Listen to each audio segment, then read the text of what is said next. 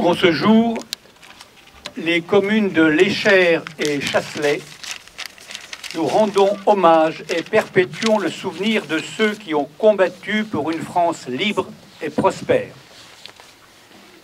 Des femmes et des hommes ont fait le sacrifice de leur vie pour mettre un terme à une logique d'exclusion et de haine.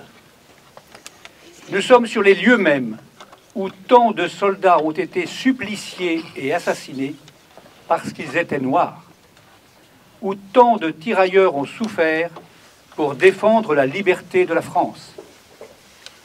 Ils sont de ceux qui aiment la France et acceptent ses valeurs. Ils sont des braves. En ce lieu, il y a plus de 82 ans, des combattants ont incarné cette France qui refuse l'abandon, qui ne se résigne pas, qui reste debout. Ce morceau d'Afrique, niché en terre rhodanienne, tente de garder enclose la mémoire de soldats noirs massacrés, victimes des affrontements de juin 1940, les derniers combats de la campagne de France, à moins qu'ils ne se classent déjà parmi les premiers actes héroïques de la lutte contre l'occupant nazi. Il y a 80 ans, ces braves recevaient une sépulture digne de leur engagement. Ce lieu élevé au rang de nécropole nationale symbolise l'amitié entre les peuples, quelle que soit la couleur de peau.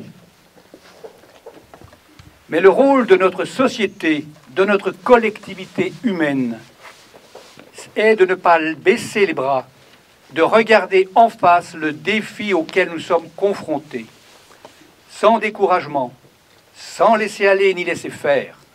Chacun, évidemment, peut et doit agir. On ne combat pas le racisme par l'ignorance de son histoire et l'instrumentalisation de la mémoire. Il n'est pas de nation sans histoire, et il n'y a pas d'histoire sans une part de tragique. L'ignorance de son passé est une faiblesse, sa connaissance réunit.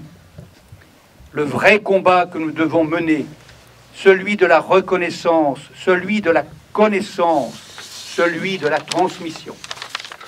C'est bien par l'éducation, par la connaissance, par l'apprentissage civique et par la transmission mémorielle que nous pouvons lutter. Notre jeunesse n'est jamais un problème, elle est toujours une part de la solution. C'est à travers elle et pour elle que nous construisons la société de demain.